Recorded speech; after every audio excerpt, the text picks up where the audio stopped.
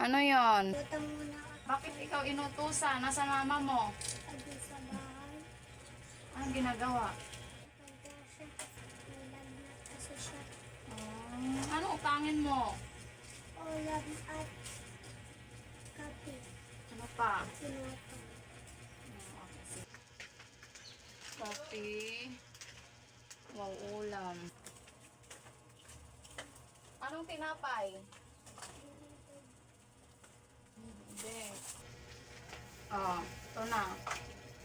Asan ba papa mo? Sa bukid.